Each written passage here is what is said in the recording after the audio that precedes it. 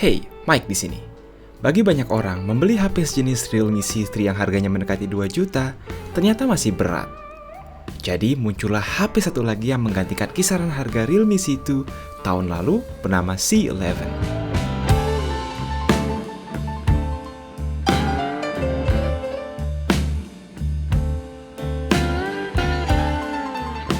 Well, setiap kali kami dapat HP entry level seperti ini, kadang jadi ngebayangin juga ya, apakah sebenarnya kita sendiri yang udah biasa pakai HP flagship bisa survive dengan HP sejutaan apa enggak? Dari segi desain sendiri, gue sebenarnya jarang komplain dengan hampir semua HP murah Realme. Desain cover belakang polimernya selalu oke. Kali ini pilihan warnanya mint green atau pepper gray. Motif plastik keset radial di C11 emang lebih sederhana daripada motif geometrik di situ, tetapi ada elemen garis polos yang membuatnya kelihatan seger, beserta tulisan Realme horizontal sejajar modul kamera yang membuat penampilan HP ini segar dan cukup unik. Alasan kenapa suka plastik keset ya jelas karena nggak licin dan nggak gampang nempel sidik jari. Paling yang bikin kurang nyaman di sini adalah ukuran. Disebabkan ukurannya tambah besar dan tambah berat, seiring penambahan ukuran baterai jadi 5000 mAh, yang nanti kita bahas lebih lanjut. Satu hal yang udah pasti kalian harus tahu adalah ketiadaan sensor fingerprint, sama seperti Redmi 8A. Jadi satu-satunya opsi biometrik di sini adalah face unlock sederhana yang nggak cepet-cepet banget, dan kalau di kondisi gelap, HP ini jadinya mesti nerangin layar dulu biar wajah kita terdeteksi. Terus, karena HP ini jadi lebih bongsor, ukuran layar naik jadi 6,5 inci dibandingkan 6,1 inci di Realme C2. Namun resolusi practically nggak naik, ditambah hilangnya proteksi Gorilla Glass. Mungkin buat orang yang udah biasa pakai HP bagus ini resolusinya pecah, tapi buat kaum kere-hore ini nggak jelek-jelek amat, serta nggak ada yang aneh atau gimana dari warnanya. Yang pasti, C11 ini masih mempertahankan dagu sekaligus mini drop notch untuk kamera selfie. Satu hal yang pasti paling bikin penasaran dari HP ini, udah pasti si chipset MediaTek Helio G35 yang for some reasons punya embel-embel gaming prosesor di kardusnya. Gak salah tuh bang, bukannya Helio P35 ya? Technically, karena ini bikin review pas chipset ini belum rilis resmi, di Antutu emang tulisannya masih P35 berkode 6765V. Spek G35 ini kurang lebih juga sama persis dengan P35, sebuah CPU octa-core A53, hanya saja dibuat dengan proses 12 nanometer yang lebih efisien dari 16 nanometer sebelumnya. Performanya gimana?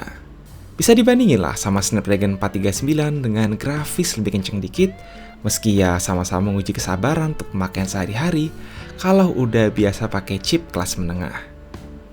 Main Mobile Legends setting HD plus frame rate HFR sih oke, walaupun kadang ada sedikit stuttering, tetapi giliran main PUBG setting smooth medium pun tetap kerasa kurang lancar. Bakal agak susah buat dapet chicken dinner, but oke, bisa jalanin aja udah syukur. Panas banget sih enggak, tapi yang pasti anget setelah main 5 menitan. Dan saat jalanin Antutu, suhu CPU-nya nyentuh 39 derajat Celcius. Kabar baiknya, Helio G35 ini ditemenin RAM LPDDR4X 2 atau 3GB, serta storage internal 32GB. Ya, kalau mau nambah microSD itu juga bisa. Sebagai HP serba hemat, udah sepatasnya kalau fitur setnya terbatas. Nggak usah jauh-jauh sampai NFC. Giroskop juga nggak ada.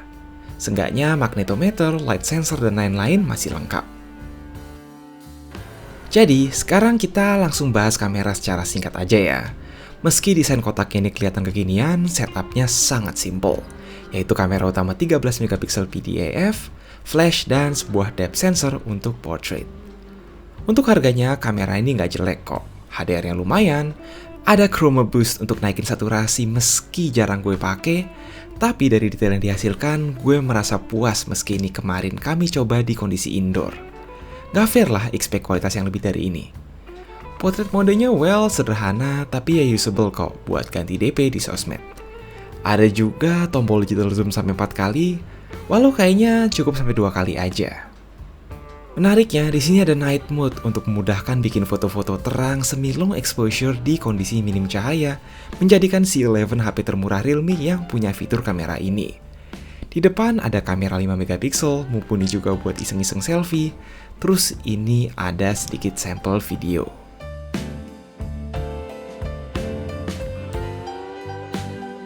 Meanwhile, ini adalah kualitas kamera depannya jika kalian berpikir untuk ngevlog dengan Realme C11.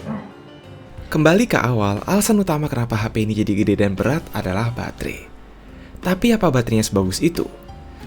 Dengan chipset low-end kayak gini dan jarang dipakai main, gue pakai 2 hari dan menjelang akhir hari kedua masih sisa 20%. HP yang oke bagi kalian yang jarang deket sama colokan, namun sekalian nyolok ya lama karena chargingnya hanya 10 watt, sesuai charger bawaan. Lebih lambat dari 18 watt merek sebelah. Dari 20-60% butuh sejam, dan total sekitar 2 jam 15 menit sampai penuh. Sayang, konektornya masih micro USB, cuma ya itu masih bisa dimaafkan. Pada akhirnya, apakah ini HP bagus bagi yang budgetnya mepet? Selama Anda nggak masalah dengan ukuran HP bongsor, Realme C11 bisa jadi solusi ideal sebagai HP murah desain unik yang bisa jalanin game-game enteng sekaligus nggak perlu sering-sering di-charge. Penampilannya bagus, tapi semoga untuk versi selanjutnya bisa dibikin lebih lengkap secara fitur. Oh ya, sekedar info, Realme juga barusan ngeluarin satu lagi wireless earbuds entry level yang namanya Realme Buds Q. Mungkin bisa dipertimbangkan bagi yang sekalian mau upgrade earbuds jadi wireless. Itu aja tentang Realme C11, semoga kalian semua dalam keadaan sehat selalu, and as always, stay safe.